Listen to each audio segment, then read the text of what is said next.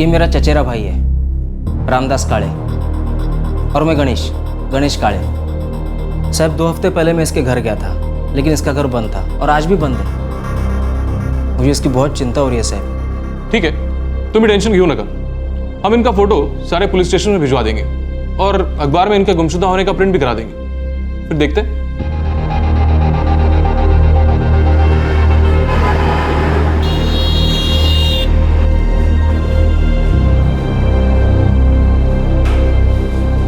निर्मला वाघ मेरी आई, वो प्रॉपर्टी के मामले को लेकर बहुत परेशान थी। आई और मेरे बाबा शिरीष वाघ दोनों अलग हो चुके हैं और प्रॉपर्टी को लेकर उन दोनों में काफ़ी झगड़े भी होते रहते थे। कब से घर नहीं आई? 3 हफ्ते हो गए सर।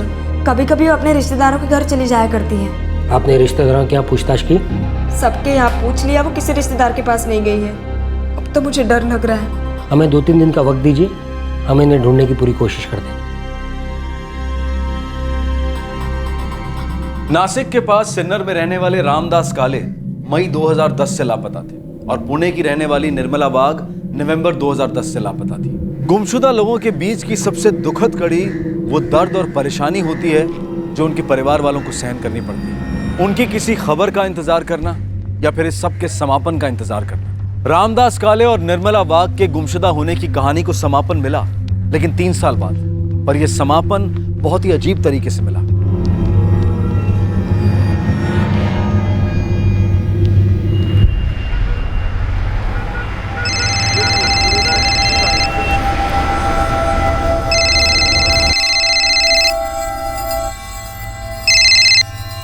हाँ रमेश बोलो।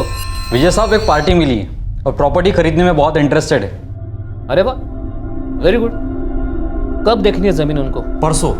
उनका नाम किरण सालोंके हैं और कंस्ट्रक्शन के बिजनेस में है वो। ठीक है, मुझे टाइम बता दो जब उन्हें देखना हो। ठीक है सर, ठीक है, मैं आपको फ़ोन करता हूँ।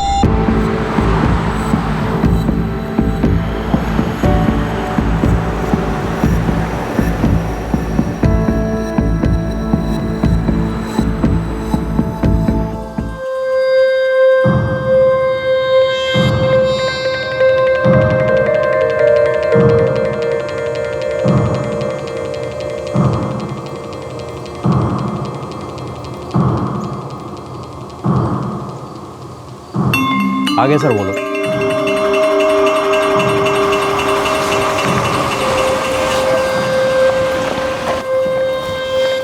नमस्ते सर, आइए आइए, कैसे हैं? First class.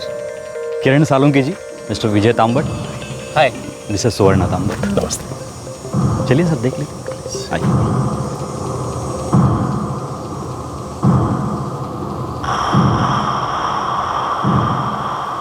किरण जी, ये पूरा एरिया 3.5 एकड़ का है और एकदम प्राइम प्रॉपर्टी किरण जी, एकदम प्राइम। बहुत जल्दी डेवलप होने वाला है पूरा एरिया। बड़े बड़े बिल्डर्स, बड़ी बड़ी टाउनशिप आ रही है, डेवलपमेंट। जानता हूँ, तभी तो इस एरिया में प्रॉपर्टी ढूंढ रहा हूँ। चलिए आगे देखते हैं। Sure.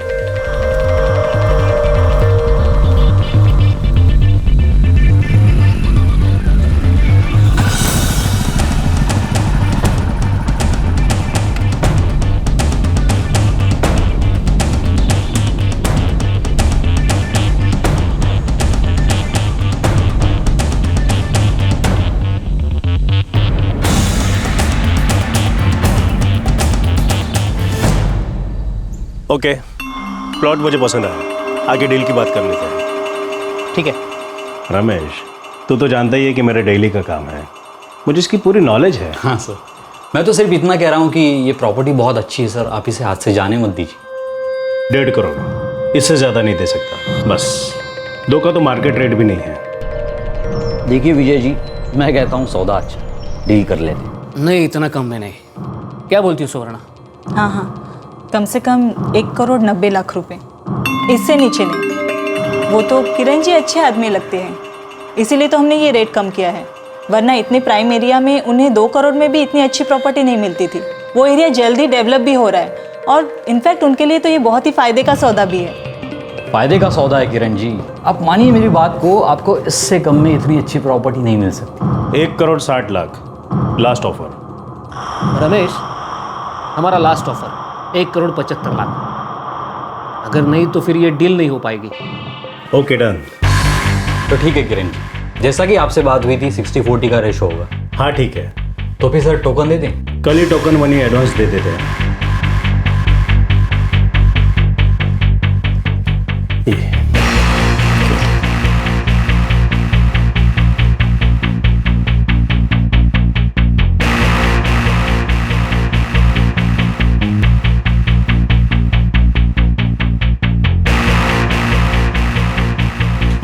Congratulations Kiran ji. Thank you. मैं आज ही लैंड ट्रांसफ़र के लिए एप्लीकेशन फाइल कर देता हूँ। अगले हफ्ते तक रजिस्टर ऑफिस में डेट मिल जाएगी। हाँ प्लीज़, डेट आते ही मुझे बता दीजिएगा। जी। वैसे कल मैं अपने आर्किटेक्ट के साथ प्रॉपर्टी देखना चाहता हूँ। अब प्रॉपर्टी आपकी है, आप कभी भी वहाँ जा सकते हैं। Thank you. कांग्रेचुलेशन।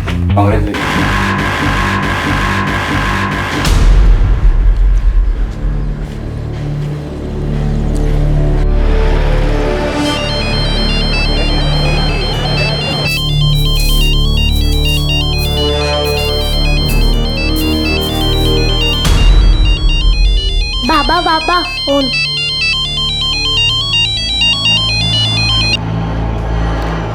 हाँ रंजीत। गणेश बाबू, वो ज़मीन लगता है उसका सौदा होने वाला है। है? हाँ गणेश बाबू, कुछ 5 दिन पहले मैंने खुद वहाँ कुछ लोगों को देखा और सतीश ने भी बताया कि वो ज़मीन का सौदा होने वाला है। तू एक काम कर, जल्दी से पता लगा और मुझे बता कि ये सौदा कौन कर रहा है, ठीक है? हाँ गणेश बाबू, फ़ोन कर दो।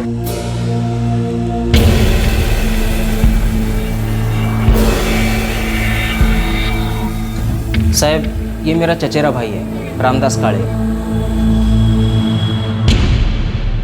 अगले हफ्ते तक वो प्लान रेडी हो जाएगा ना? जी किरण जी।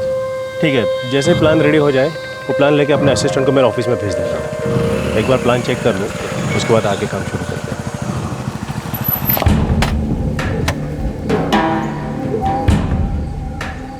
हैं। साहब, आप ये ज़मीन खरीद रहे हो?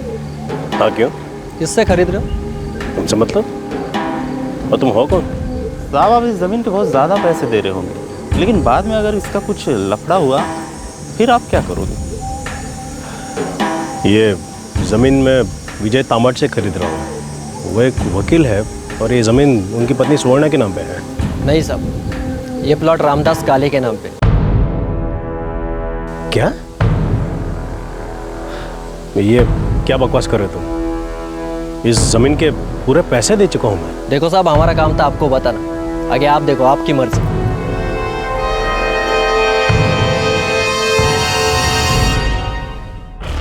रामदास काले, वो आदमी जो सिन्नर से मई 2010 से लापता था, उस मिसिंग केस और इस जमीन के सौदे के बीच कोई ताल्लुक था?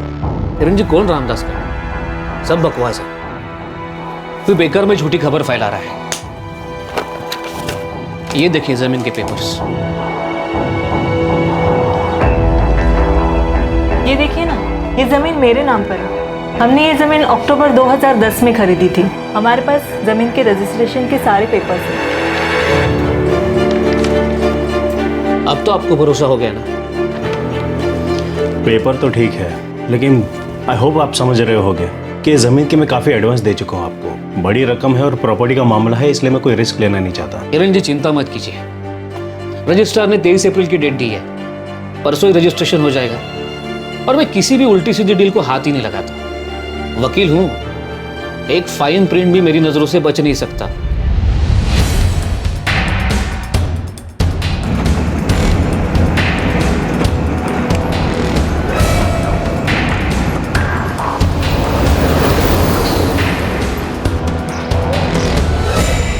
साहब, ये रामदास भाऊ, ये उनकी मिसिंग कंप्लेंट की कॉपी सिन्नर पुलिस स्टेशन से 2010 में मैंने ही कंप्लेंट लिखवाई थी। और ये इश्तिहार उनके लापता होने का। रामदास भाऊ मेरे चचेरे भाई हैं साहब।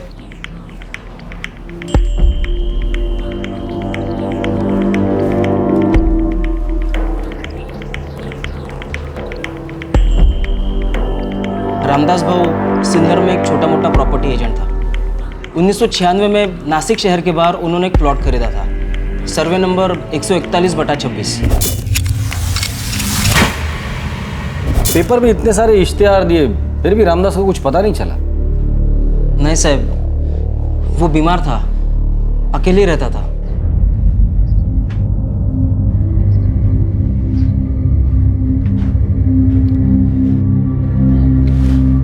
भाऊ क्यों जिद कर रहे हो?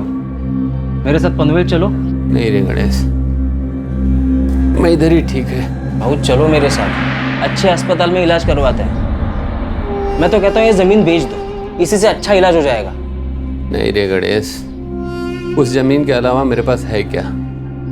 देख, वो जमीन तो मैं तभी बेचूंगा जब मेरे पास कोई और चारा नहीं रहेगा। तू चिंता मत कर, मैं ठीक हूं।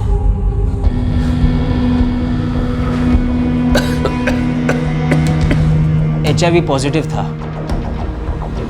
मेरे अलावा उसका और कोई नहीं था। मैं हर महीने उसे मिलने जाया करता था। उस साल भी अप्रैल के तीसरे हफ्ते जब मैं उससे मिलने गया तब उसके घर पे ताला लगा था। मैं 3 दिन तक सिन्नर में रहा और उसके घर के चक्कर लगाता रहा।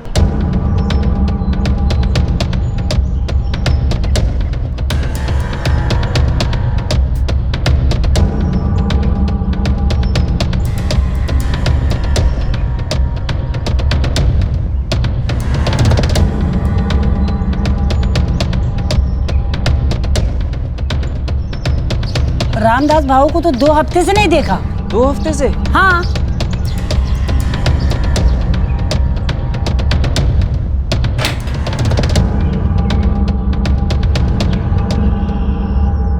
आखिरकार रामदास भाऊ के लापता होने की कंप्लेंट मैंने लिखवा दी, लेकिन पुलिस को भी वो नहीं मिला। ऐसा भी तो हो सकता है कि तुम्हें बताए बगैर रामदास ने वो जमीन बेच दी। नहीं साहब, ऐसा हो ही नहीं सकता। मेरे अलावा उसका और कोई नहीं है। मुझे बताए बगैर इतना बड़ा सौदा वो कभी नहीं करता। जरूर उसके साथ कुछ हुआ है साहब। ठीक है, हम लोग पता लगाने की कोशिश करते हैं। रजिस्ट्रार के ऑफिस में लेटर भेजो। ये लैंड सर्वे नंबर 141/26 के बारे में पता करो। जी सर।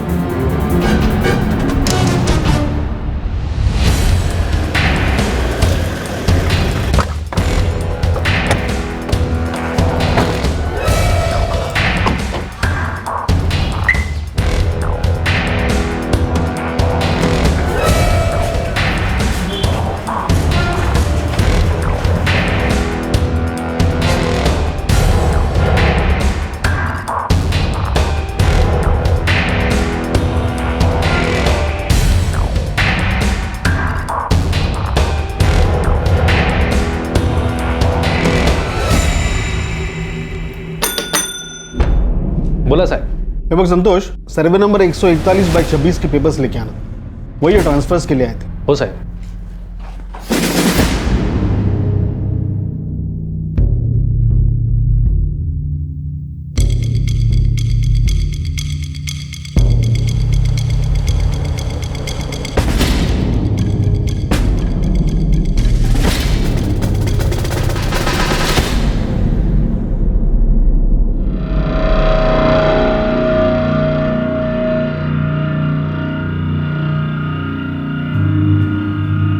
सुवर्ण तांबट तुमचं नाव आहे? जी जमीन आप ही के नाम? जी, मेरा नाम सुवर्णा तांबट है। मैं एक कंप्यूटर सॉफ्टवेयर कंपनी चलाती हूँ। तो मैडम, इसमें एक प्रॉब्लम। कैसी प्रॉब्लम? हे बघा ना, सुवर्ण तांबट के डेथ सर्टिफिकेट की कॉपी।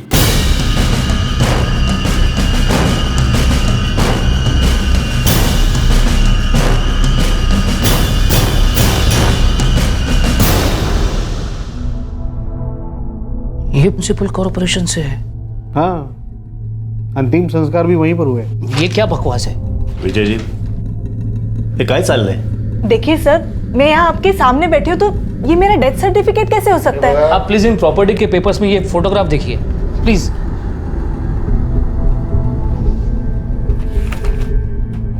ये रजिस्ट्रेशन ऑफिस में ली गई थी। हाँ, फोटोग्राफ सर तोच है, लेकिन इस डेथ सर्टिफिकेट के हिसाब से नवंबर 2010 में इनकी मौत हो चुकी। सर, ये डेथ सर्टिफिकेट झूठा है। पहले ये पता चलता है कि जमीन किसी रामदास काले की है जो अभी लापता है, और उसका चचेरा भाई गणेश काले ये कहता है कि रामदास ने जमीन कभी बेची नहीं थी। और अब जमीन के ट्रांसफर के वक्त ये पता चलता है कि उन पेपर्स के साथ सुवर्णा तांबट, जो कि उस प्रॉपर्टी की मालकिन है, उनका डेथ सर्टिफिकेट भी अटैच है। आखिर ये मामला क्या था? ये मला माहित नहीं हो। किसी से गलती हुई है या फिर किसी ने जानबूझकर ये सब किया है। देखिए, जब तक कोर्ट इस डेथ सर्टिफिकेट को रिवर्स करने का ऑर्डर नहीं देती तब तक ये डील नहीं हो सकती।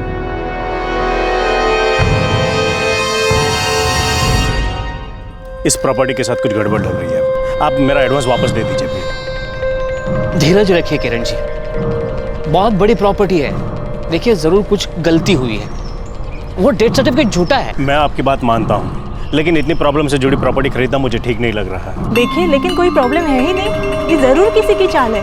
कुछ दिनों में ये सब कुछ सामने आ जाएगा। आप मेरा भरोसा कीजिए, मुझे सिर्फ 2 दिन की मोहलत दीजिए, मैं ये सारा मामला कोर्ट से क्लियर करवा दूंगा। अगर 2 दिन में क्लियर नहीं होता, मैं खुद आकर आपका सारा एडवांस वापस लौटा दूंगा। हाँ किरण जी, आप प्लीज़ 2 दिन के लिए वेट कर लीजिए, क्योंकि मुझे भी यही लगता है कि कहीं ना कहीं कुछ गलती हुई है।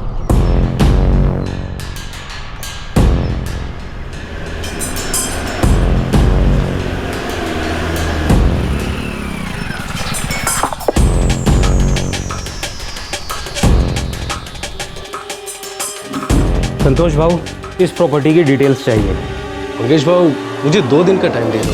अभी क्या है कि यहाँ पे बहुत सारा काम है। चलो मुझे 2 दिन के बाद भिजवा देना, लेकिन सारी जानकारी भिजवा देना। कुछ प्रॉपर्टी की ओनरशिप का लोचा है ये। ठीक है।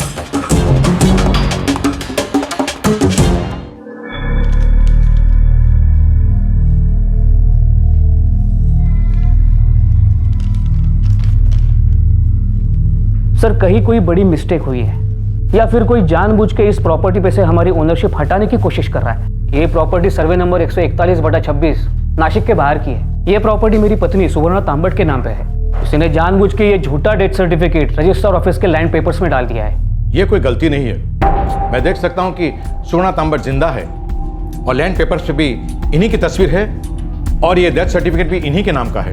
और हाँ, ये नोटिफिकेशन भी किसी प्रॉपर ऑफिस से ही आया होगा, लेकिन यहाँ मुझे कोई गैर कानूनी काम के आसार नजर आ रहे हैं। कोर्ट इस डेथ सर्टिफिकेट को खारिज करती है और इस फ्रॉड केस की जांच के लिए पुलिस को आदेश देती है। हो सकता है किसी ने अपने आप को मरा हुआ साबित करने के लिए ये झूठा डेथ सर्टिफिकेट बनवाया हो।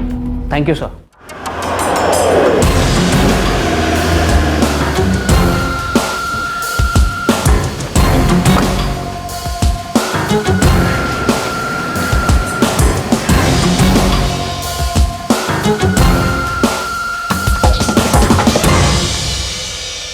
म्युनिसिपल ऑफिस का सर्टिफिकेशन भी अटैच है।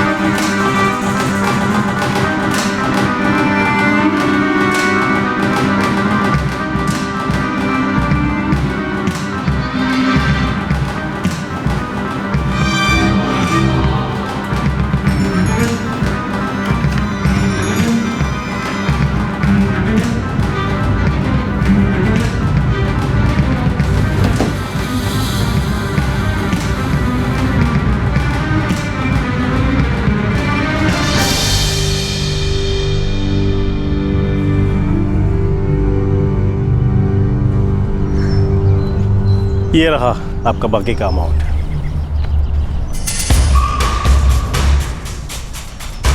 थैंक यू किरण जी, मैंने आपसे कहा था ना, थोड़ी बहुत तो प्रॉब्लम्स आती है, लेकिन आखिर में सब कुछ ठीक हो गया। Congratulations Kiran ji. Thank you Suvarna ji.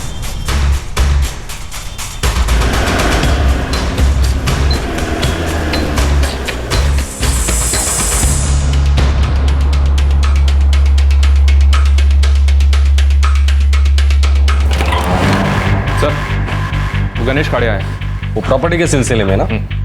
Register office से जो पेपर्स मांग रहे थे वो आ गए? जी नहीं सर। क्यों?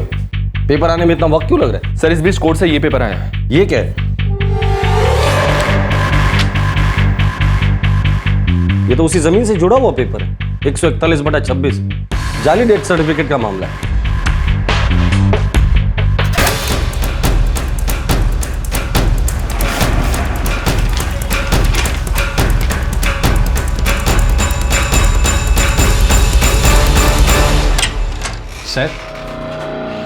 साहेब हे बघा, ये उसी 141/26 से जुड़ा कोई नया मसला है।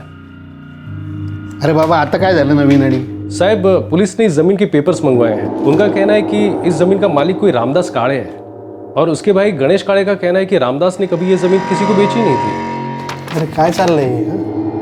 क्या हो रहा है? तुम एक काम करो, ये सारे डॉक्यूमेंट्स तुम पुलिस के पास भेज दो और उनसे कह दो कि सुवर्णा तांबट ने ये जमीन किरण साळुंके को बेच दी।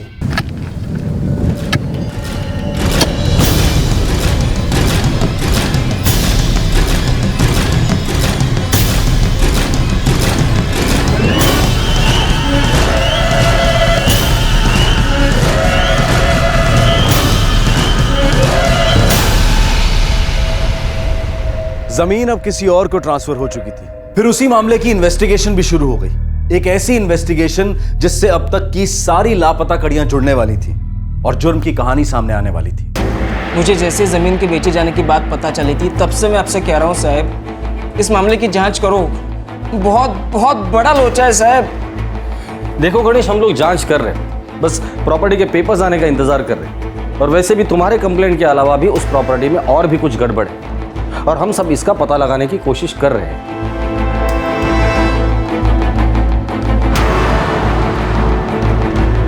सर, ये ग्लोबलर कंस्ट्रक्शन नासिक के आसपास कई सारे कंस्ट्रक्शन प्रोजेक्ट से जुड़ा है। काफी जाना माना नाम है। और ये विजय तांबट कौन? विजय तांबट वकील है और उसकी पत्नी सुवर्णा तांबट खुद का बिजनेस चलाती है। उसकी एक सॉफ्टवेयर कंसल्टेंसी फर्म है।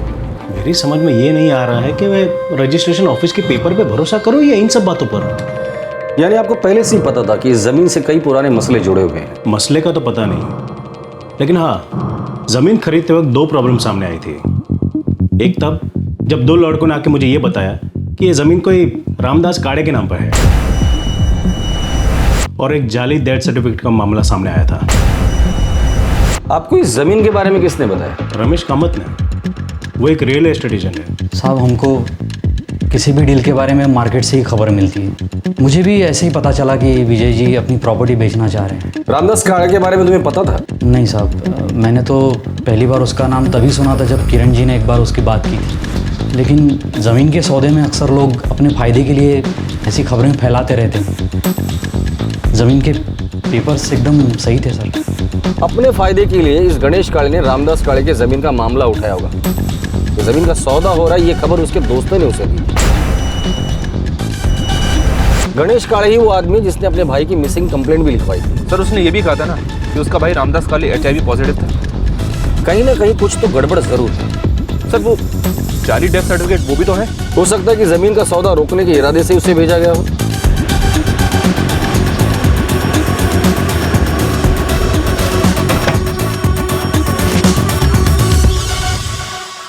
सर, साफ बात है कोई हमसे पैसे निकलवाने की प्लानिंग कर रहा था।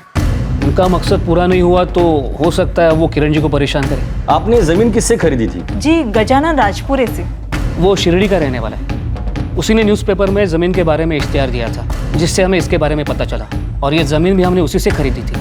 आप चाहिए तो रजिस्टर ऑफिस में जाके इस ज़मीन के सारे कागजात चेक कर सकते हैं। प्रॉपर्टी की सारी पिछली डिटेल्स वहाँ पर आपको मिल जाएंगी। हमने ये ज़मीन अक्टूबर 2010 में खरीदी थी।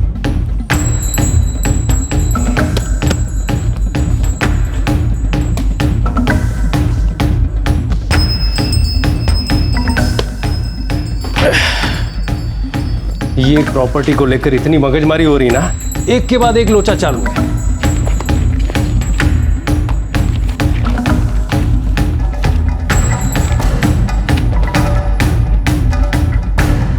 ये रहा।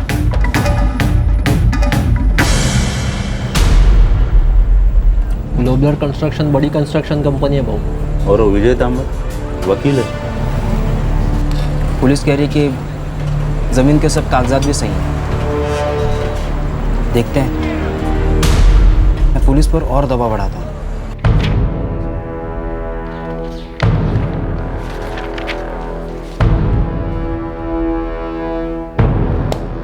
ये रहा। ये जमीन अक्टूबर 2010 में सुवर्णा तांबट ने शिरडी के किसी गजानन राजपुरे से खरीदी।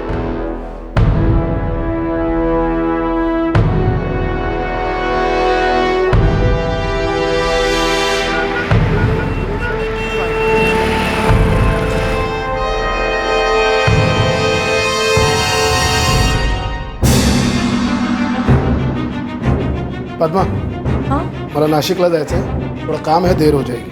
क्यों, अब क्या काम है? तो बोला ना काम है, हर बात तेरे को बतानी पड़ेगी.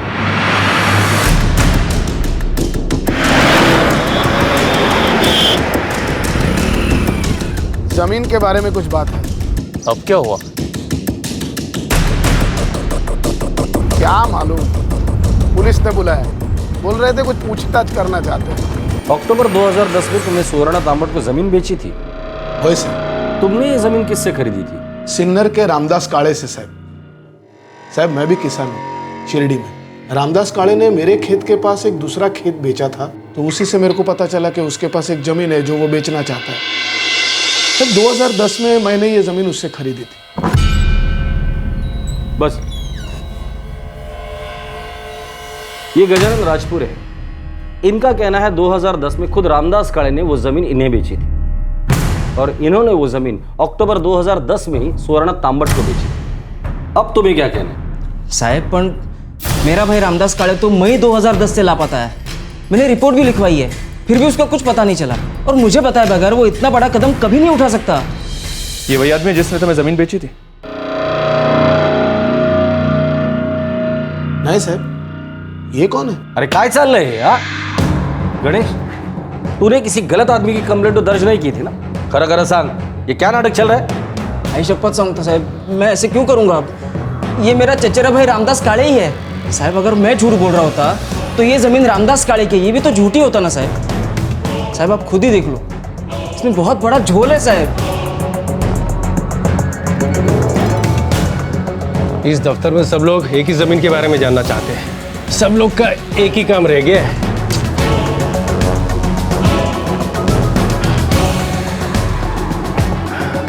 पता नहीं अब इसके आगे और अंदर कितना जाना पड़ेगा.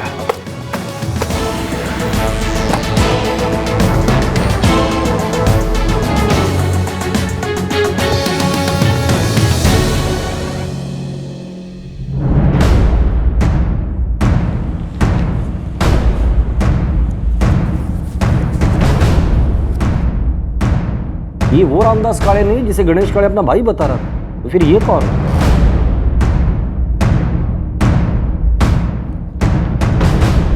चेक की कॉपी, बैंक पासबुक, सारे पेपर्स हैं. यहाँ एड्रेस सिन्नर का लिखा हुआ है. होय साहब, 13 प्रथम नगर सिन्नर. एड्रेस तो रामदास भाऊ का ही है. गणेश, कहीं तू हमारे साथ कोई नाटक खेलने की कोशिश तो नहीं कर रहा है ना?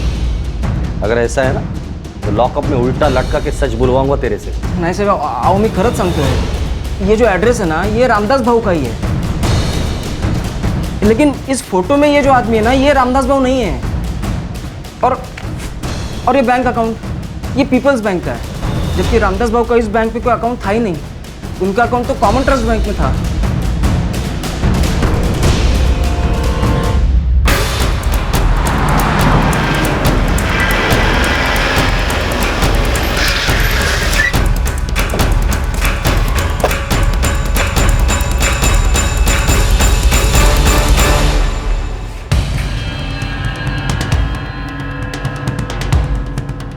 सर रामदास काले ने हमारे यहाँ जुलाई 2010 में अकाउंट खोला था. अकाउंट ओपन हुआ था जुलाई 2010 में और जमीन की डील हुई थी अगस्त 2010 में. सर हो सकता है ये अकाउंट सिर्फ इस डील के लिए खोला गया. मुझे इस अकाउंट के सारे पेपर्स चाहिए. Okay sir.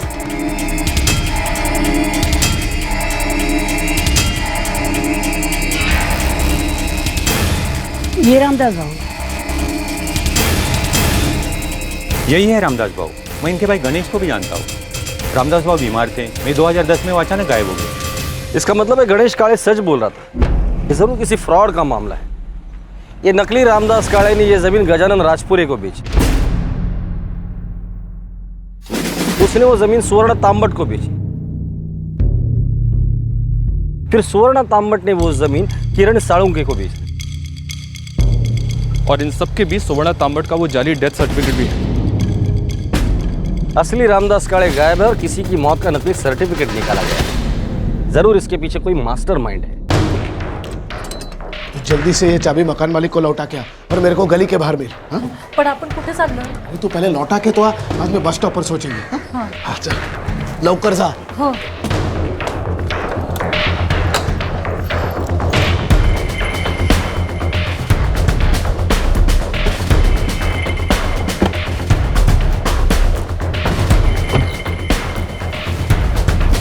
हम लोग कहाँ जा रहे हैं मम्मा?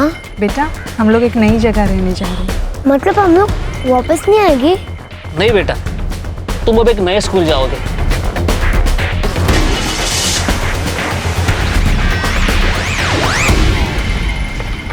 हाँ रंजीत बोल। भाऊ जमीन पे रोज कुछ नाप तोल का काम चल रहा है। अच्छा, लेकिन वहां पर अभी तो कुछ काम तो शुरू नहीं किया है ना? नहीं भाऊ।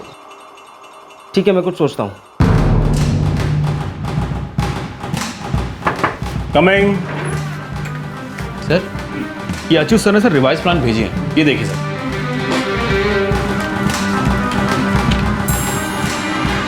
ये ऐसे ऐसे।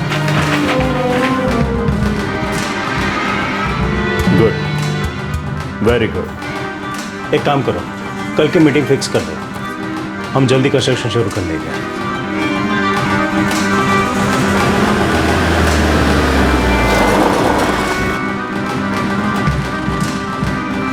साहब, वो तीसरी गली में दूसरा घर अभी है घर पे? हाँ साहब। चलो।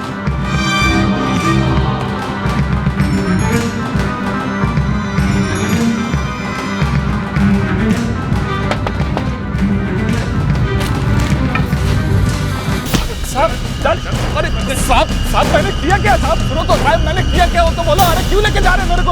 अरे साहब सुनो तो मेरी।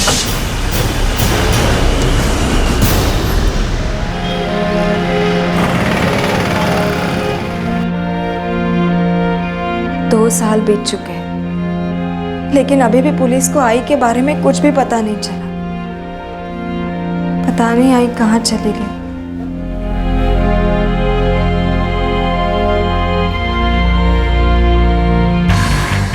माझं नाव महेश राजपुरे है साहब। राजपुरे? गजानन राजपुरे का रिश्तेदार है क्या तू? ओह साहब, मैं उसका दूर का रिश्तेदार है। असली रामदास काळे कहाँ है? मालूम नहीं साहब, मेरे को तो नकली रामदास काळे बनने का पैसा मिला था। किसने दिया था पैसा? गजानन ने? ओह साहब, ये गजानन किसके लिए काम करता है? माहिती नहीं साहब, मेरे को नहीं मालूम। बस वो लोग ने मेरे को बोला था कि मेरे को कुछ नहीं होगा। वो कोई वकील साहब है, वो सब संभाल लेगा सर। वकील? कौन वकील?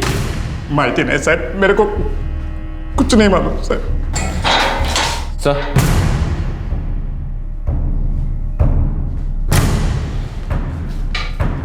सर मैं गजानन को पुलिस स्टेशन बुलाया था, लेकिन वो अपना घर छोड़ के कहीं भाग गया है। उसका मोबाइल भी बंद है, और वो वकील विजय तांबट और उसकी पत्नी सुवर्णा तांबट, वो दोनों भी अपने बंगलों से कहीं भाग गए। वो दोनों वहाँ पर रेंट पर थे, और अभी उन दोनों का फ़ोन भी बंद है। कामगार, एक बात तो साफ है, इस प्लान में ये सभी लोग शामिल हैं। पर समझ में नहीं आ रहा ये मामला है क्या।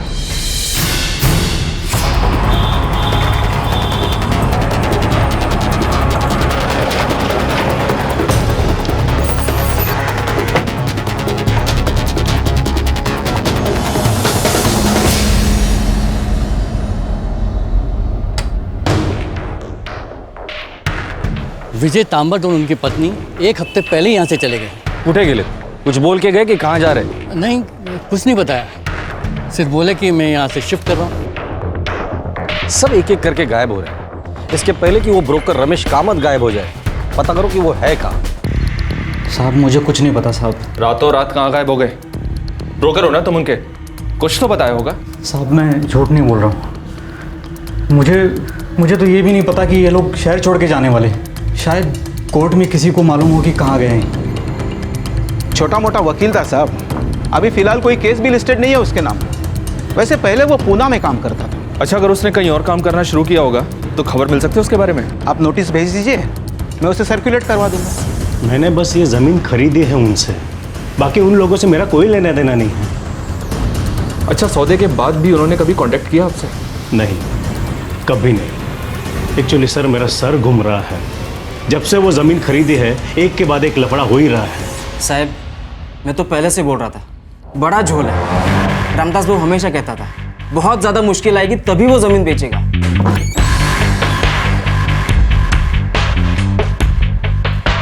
गणेश काळे आता बग, इस जुर्म की कबर खोद के रखूंगा। जहां से शुरुआत हुई थी ना, वहीं से।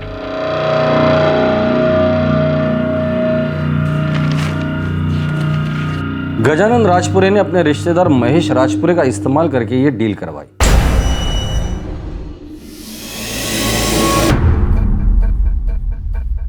फिर गजानन ने ये जमीन बेची सुवर्ण तांबट को और विटनेस जयदेव कुमार। और अब सबके सब लापता हैं, सबके फोन भी बंद हैं। एक बात समझ में नहीं आ रही, ये सुवर्ण तांबट का डेथ सर्टिफिकेट बीच में कहां से आ गया? ये म्युनिसिपल कॉर्पोरेशन पुणे का है सर, कोरेगांव पार्क की शमशान भूमि से मिला था।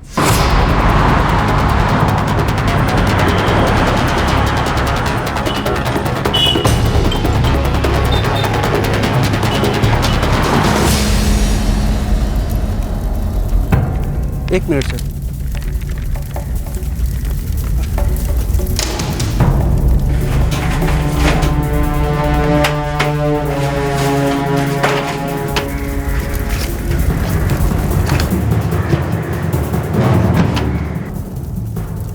सुवर्ण तांबट, सुवर्ण विजय तांबट 123 विद्या कॉलोनी कोथरूड पुणे। सर इस अंतिम संस्कार का भी एक गवाह है, मुकेश यादव। मतलब सच में किसी का तो अंतिम संस्कार हुआ है। ये केस जितना दिखता है उससे कई ज्यादा गहरा और सीरियस है। ये केस अब और भी गहरा होता जा रहा था। विजय तांबट की पत्नी सुवर्णा तांबट के नाम पर एक औरत का अंतिम संस्कार किया गया था और दूसरी तरफ था रामदास काले, जो अब भी गुमशुदा था। जमीन हड़पने के इस मामले के साथ साथ अब एक मर्डर का केस भी सामने आ रहा था।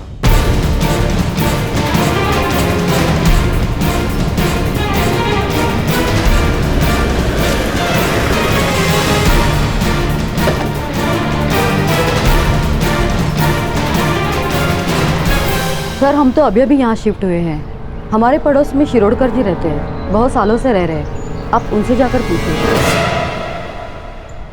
हाँ याद है ना, वकील है, नाम है विजय तांबट। हाँ यही है विजय तांबट। उनकी पत्नी की डेथ हुई, उसके बाद चले गए यहाँ से। क्या यही है उनकी पत्नी? हाँ यही है सुवर्णा, लेकिन अब बेचारी इस दुनिया में नहीं रही। मौत कैसी हुई थी उनकी? हार्ट अटैक हुआ था सब, मुझे याद है। मुकेश आया था यहाँ बताने के लिए।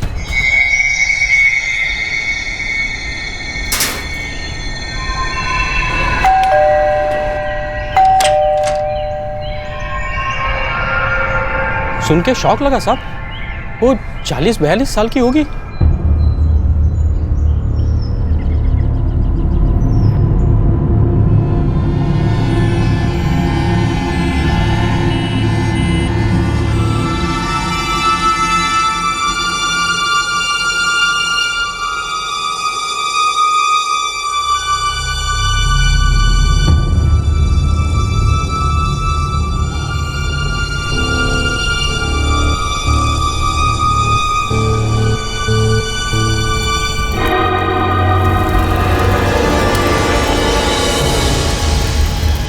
फिर विजय तांबट अपने बेटे के साथ यहाँ से चले गए। उनका एक बेटा भी था? हाँ, हालांकि तब वो यहाँ नहीं था जब उसकी माँ की मौत हुई। उस वक्त कहाँ था वो? पता नहीं साहब, लेकिन आप ये सब क्यों पूछ रहे हैं? हुआ क्या है? शिरोडकर जी सुवर्णा तांबट जिंदा है, तो हम ये सोच रहे हैं कि अगर सुवर्णा तांबट जिंदा है तो उस दिन किसकी लाश का अंतिम संस्कार किया था? क्या बात कर रहे हैं साहब? हाँ गोविंद बोल, कोई खबर? साहब वो जयदेव कुमार यहीं है। नासिक में? हो साहब, एक चोल में रहता है, मैंने उस पर नजर रखी हुई है साहब। बात समझ में नहीं आ रही, कोई वकील अपने बीवी को मरा हुआ क्यों साबित करना चाहता है? कोई लफड़ा होगा सर, जिस पे पर्दा डालने के लिए सारा नाटक किया होगा। और फिर डेटाबेस से वो डेथ सर्टिफिकेट सब जगह सर्कुलेट हुआ होगा। वही नासिक के रजिस्ट्रार ऑफिस गया जहाँ सुवर्ण तांबट के नाम पे जमीन। इस सुवर्ण तांबट की डिटेल कुंडली निकालो, जरूर कुछ तो चक्कर है, तभी तो उसके नाम का जाली डेथ सर्टिफिकेट बनवाया है।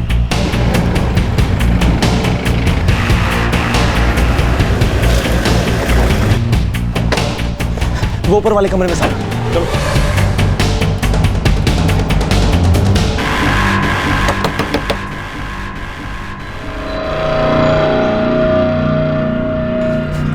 जयदेव, जयदेव रोक, पीछे से पकड़ो उसे।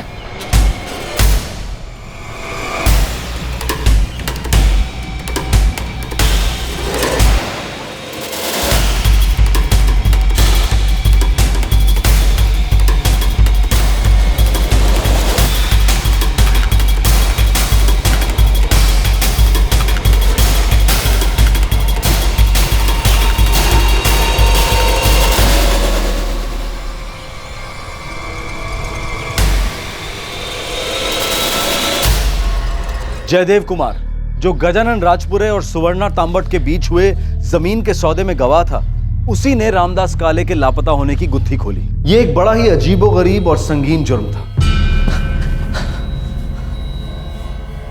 अभी अगर तूने नौटंकी की और बोला कि तुझे कुछ नहीं पता, तो मैं कुछ नहीं बोलूंगा, फिर ये बोलेगा। साहब मैं सब सच बता रहा है साहब। जब तक तू सच बोलेगा तब तक मेरा डंडा चुप रहेगा, वरना साहब मैं बताता हूँ साहब ये गजानन और रामदास काले दोस्त थे। रामदास ने उससे 3 लाख रुपया कर्जा लिया था साहब।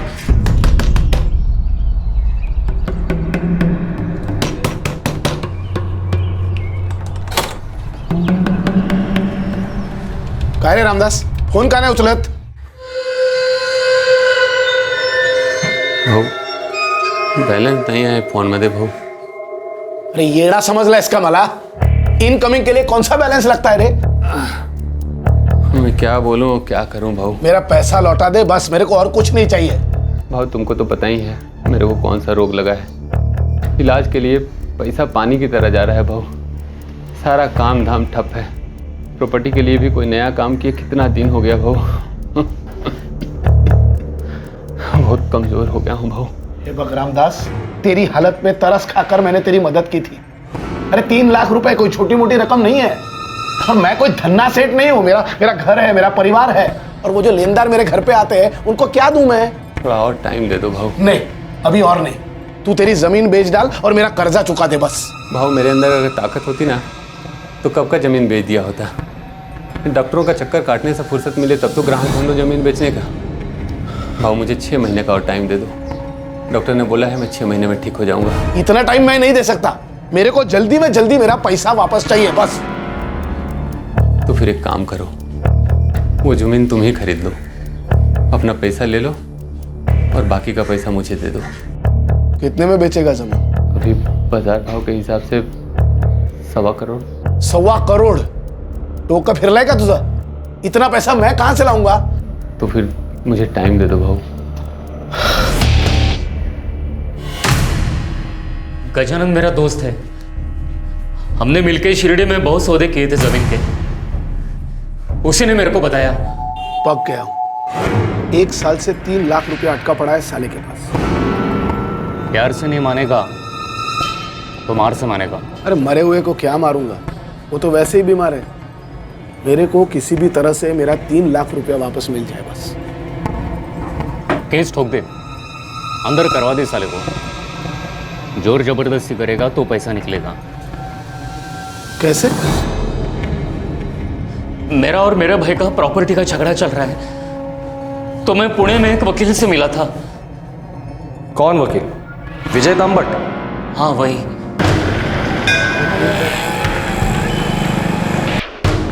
क्या रेट बोला है प्रॉपर्टी का उसने? 1 करोड़ के ऊपर बोल रहा है। जगह बहुत बड़ी है, पर मेरे को उससे क्या?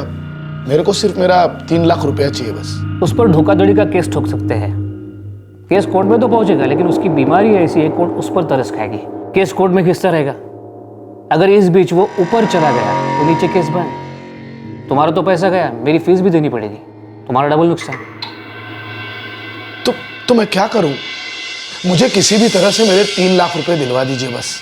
एक काम कर सकते हो, पैसा भी ज्यादा मिलेगा, लेकिन ऊपर का जो भी बनेगा वो मेरा। कैसे? तो ये सारा प्लान विजय तांबट का था? हाँ साहब।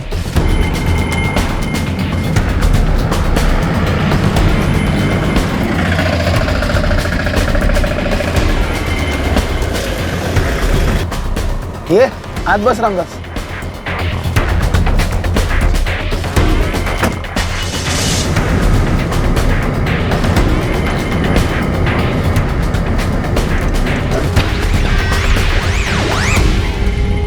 गजानन भाऊ हम लोग कहाँ जा रहे हैं?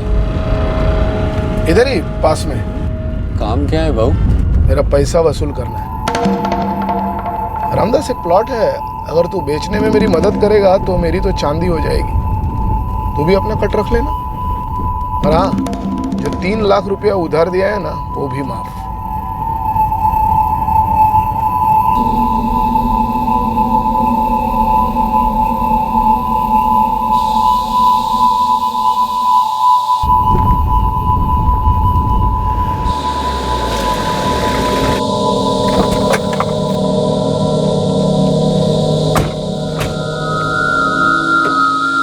ये बाहर ही।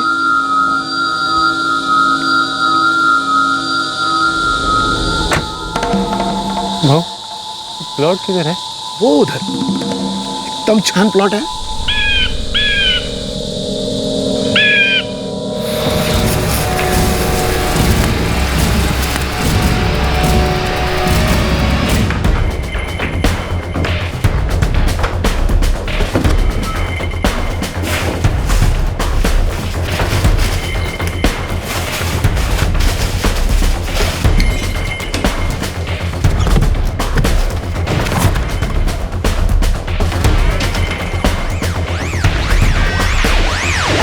तेरे को कुछ नहीं करना है, आकर सिर्फ साइन करना है और रुपया ले जाना है।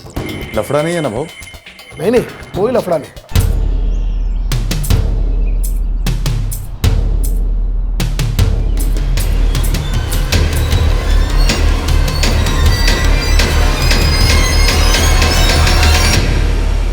इसके लिए रामदास काळे के नाम का बैंक अकाउंट खोलना होगा।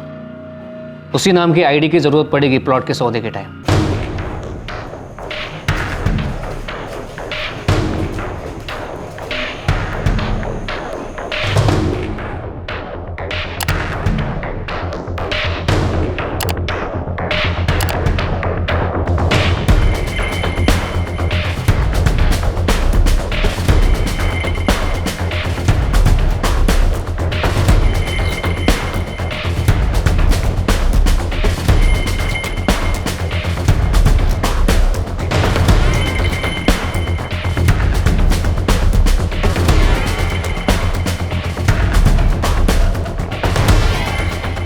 बढ़िया।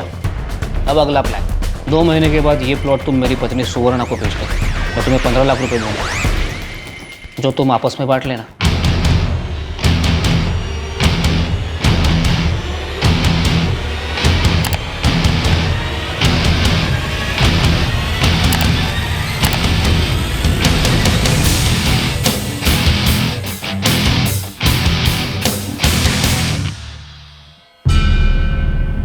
यही मुकेश यादव है?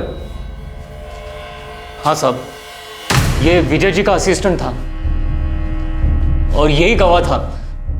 मैं तो बस सुवर्णा जी और गजानन के बीच के सौदे का गवाह था साहब। विजय तांबट ने अपनी पत्नी सुवर्ण तांबट का जाली डेथ सर्टिफिकेट बनाने के लिए किसका खून किया? मला माहित नहीं साहब, मैं तो बस इस सौदे में उसके साथ था। गजानन कुठे है?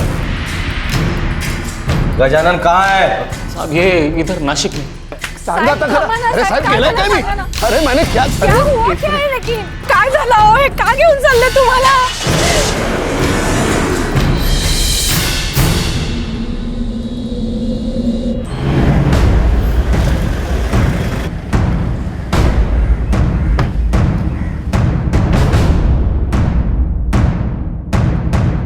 सर, अप्रैल 2010 में घाट में हमें एक लाश मिली थी। ये उसके पेपर्स है सर। सारे पुलिस स्टेशन में खबर दी थी, न्यूज़पेपर्स में भी खबर डाली थी।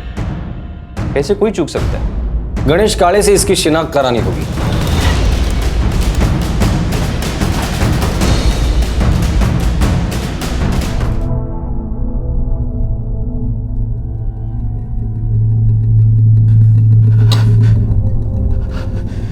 ओ साहब,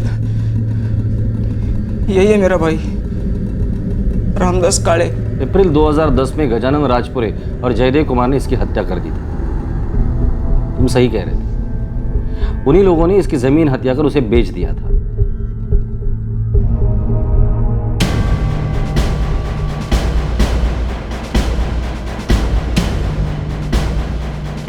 काम बंद करो साइड पर।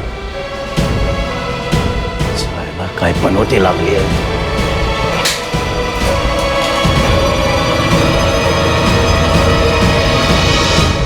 विजय तांबट एक वकील ही इस पूरे खेल का मास्टरमाइंड था। रामदास काळे का खून करवाना, उसकी जमीन उसी के जैसे दिखने वाले आदमी के हाथों बिकवाना, फिर उस जमीन को अपनी पत्नी के नाम पर खरीदना और फाइनली उसी जमीन को किरण सालुंके के नाम पर बेचना। यह सब कुछ विजय तांबट ने ही प्लान किया था। लेकिन अब भी एक रहस्य खुलना बाकी था। वो औरत जिसका स्वर्णा के नाम पर अंतिम संस्कार किया गया था, वो आखिर कौन थी?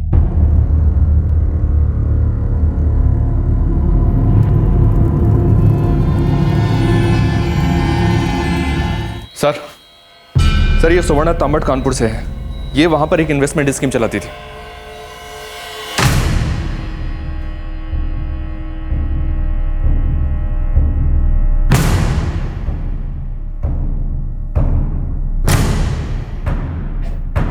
– 2009 में स्कीम का भंडा फूट गया, पुलिस को उसकी तलाश थी।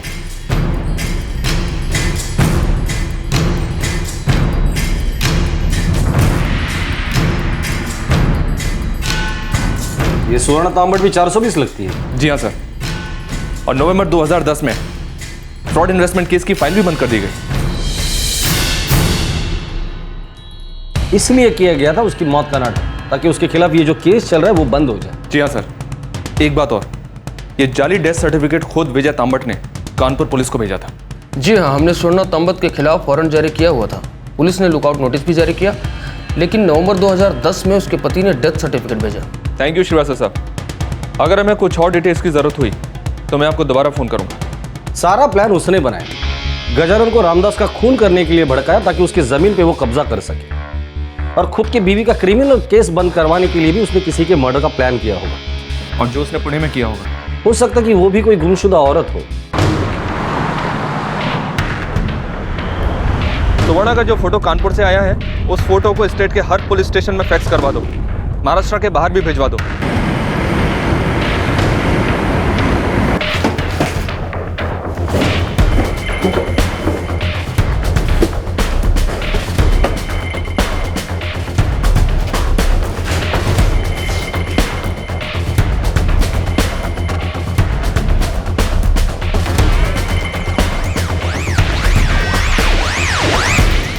सर, ये 2010 का केस है जो अभी तक अनसॉल्व है। निर्मला वाघ, उम्र 48। सर,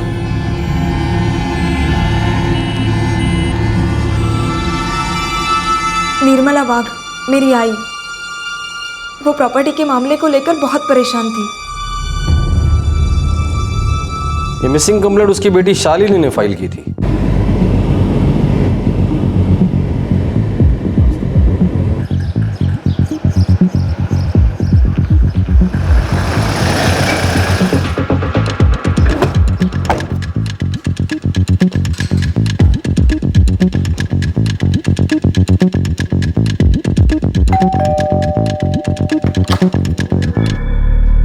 शालिनी? जी हाँ, मैं ही हूँ शालिनी। मेरे आई का कुछ पता चला इंस्पेक्टर? कहीं मिली वो आपको? जी नहीं। फिर आप यहाँ कुछ बताने आए हैं? आप किसी विजय तांबट नाम के आदमी को जानती है? विजय तांबट? हाँ, वो आई के वकील थे। आई जब लापता हुई तो मैं उनसे मिलने भी गई थी। नहीं शालिनी, निर्मला जी तो यहाँ आई नहीं। क्यों, क्या हुआ? वो एक हफ्ते से घर नहीं आई है, किसी रिश्तेदार के यहाँ भी नहीं है। पता नहीं आई कहाँ चली गई। मुझे भी नहीं पता, क्योंकि आखिरी बार जब मैं उनसे मिला था तब मैंने उनसे तुम्हारे बाबा यानी उनके एक्स हस्बैंड से आउट ऑफ कोर्ट सेटलमेंट की बात की थी, लेकिन उसके बाद वापस वो आई नहीं। ये 20 नवंबर की बात है। 21 नवंबर को मैंने पुलिस में मिसिंग कंप्लेंट फाइल की। उन्होंने मेरे बाबा को भी बुलाया था आई के बारे में पूछताछ के लिए। क्या हुआ मेरे आई के साथ? आप ये अचानक विजय तांबट के बारे में क्यों पूछ रहे हैं? हम सिर्फ ये जानने की कोशिश करें कि विजय तांबट और तुम्हारे आई के बीच क्या संबंध थे। मतलब?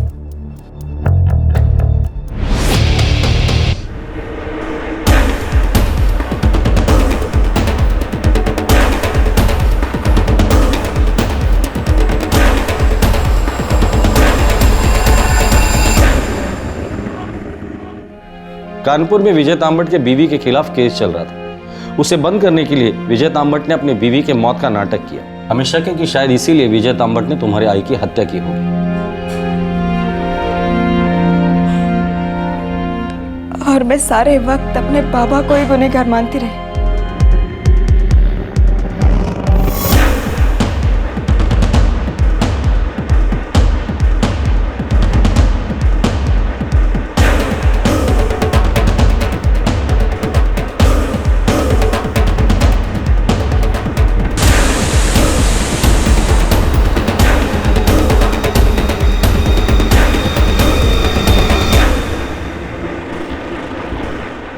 शीला,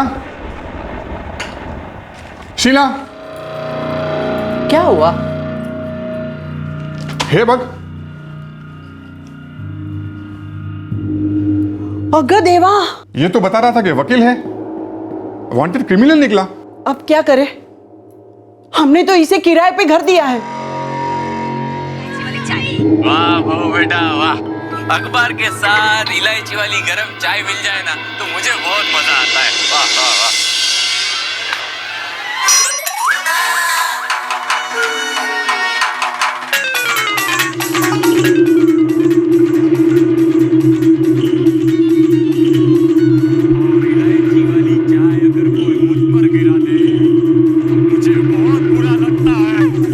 सुवर्ण, ये देखो।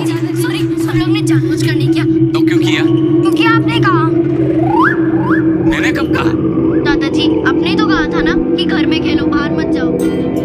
विजय, अब हम कहाँ जाएंगे?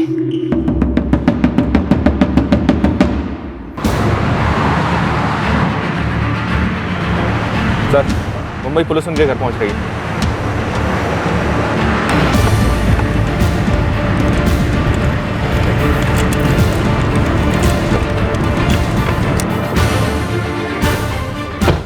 सर, मैं रमाकांत देसाई हूँ।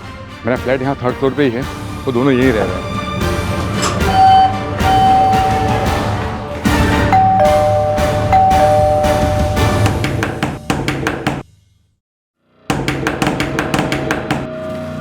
विजय, बाहर पुलिस है। उसका डर था वही हो गया। रमाकांत भाई ने अखबार में पढ़ लिया होगा।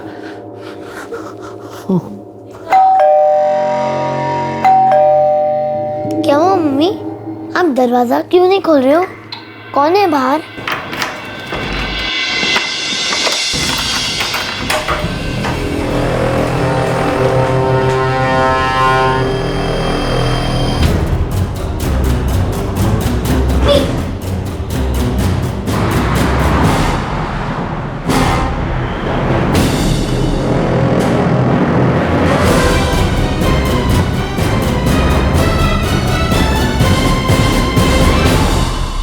तुम्हारे हर जुर्म का काला चिट्टा है मेरे पास। सारे सबूत, सारे गवाह, सब कुछ। रामदास काळे, इसका खून करके इसकी जमीन हथियाने का प्लान तुम्हारा था। गजानन और जयदेव को यह प्लान तुमने समझाया था। हमें शक है कि जिस औरत को तुमने अपनी बीवी के नाम पे अंतिम संस्कार किया था, उसका खून भी तुम्ही ने किया है। निर्मला वाघ, कुछ याद आया?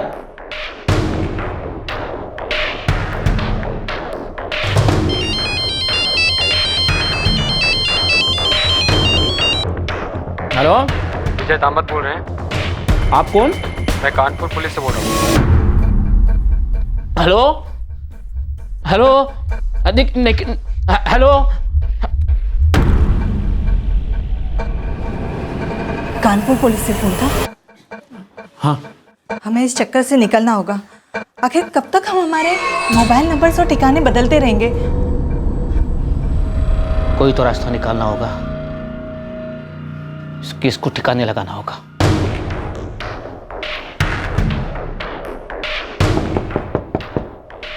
रामीन,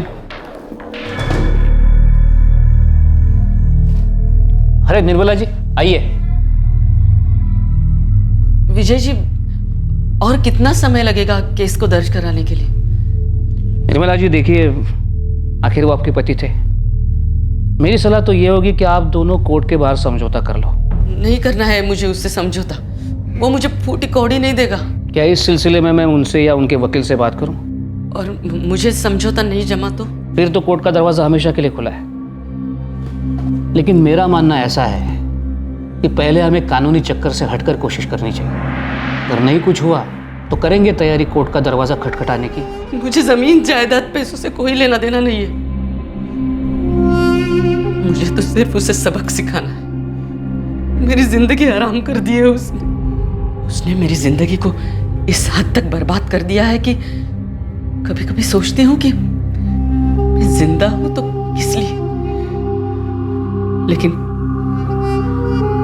मुझे जिंदा रहना है तो सिर्फ उसे सबक सिखाने के लिए। ठीक है, हम अगले हफ्ते मिलते हैं। तब तक मैं आपके पति या उनके वकील से मीटिंग करने की कोशिश करता हूं। और जमता है तो ठीक है, ये तो कोर्ट जाएंगे।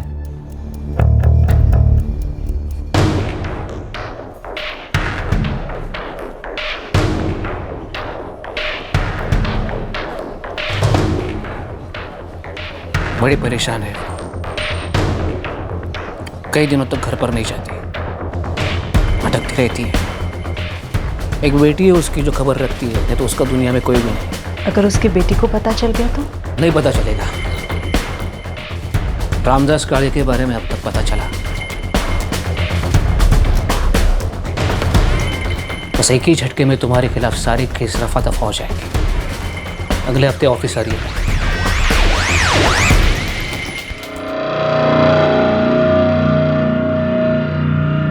सर, मौत की वजह हार्ट अटैक लिखी हुई है। चलेगा, उन्हें सर्टिफिकेट से मतलब है, मौत की वजह से नहीं। वो 2 बजे आएगी। मैं तब तक बाहर वेट करता हूँ। मैं उन्हें बातों में उलझाए रखूंगा। तुम फाइल देने के बहाने अंदर आ जाना, फिर तुम्हें पता है क्या करना है। निर्मला जी, आप सही थे, हमें कोर्ट जाना चाहिए। ये केस आप ही जीतेंगी। मैं भी यही चाहती हूँ। कम इन। हाँ मुकेश। सर, ये कुछ फाइल्स नहीं आई हैं। उस कबर्ड में रख दो। जी सर। हाँ तो निर्मला जी, मैं पिटीशन तैयार करके आपके पास भेज दूंगा। अगले हफ्ते तक पिटीशन कोर्ट में फाइल कर देंगे।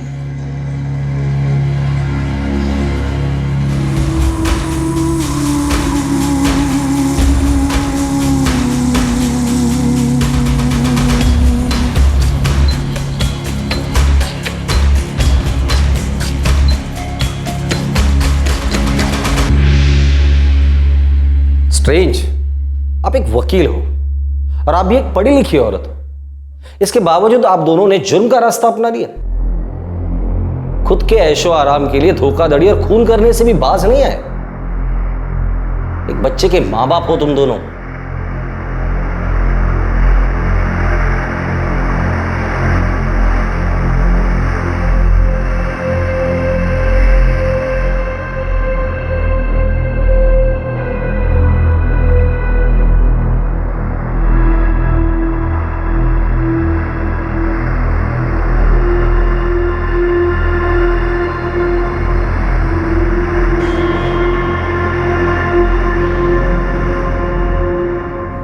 पता नहीं क्या होगा।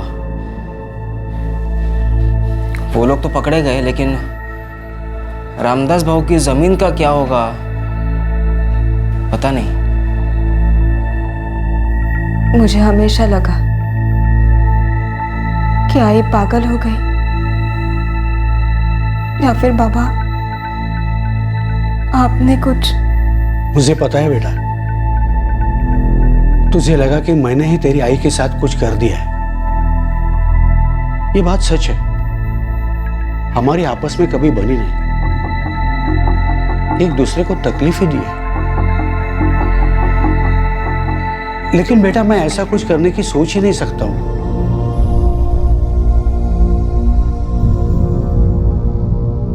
मैंने तो कभी सपने में भी नहीं सोचा था कि ये वकील और उसकी बीवी इतने बड़े अपराधी और खूनी निकलेंगे।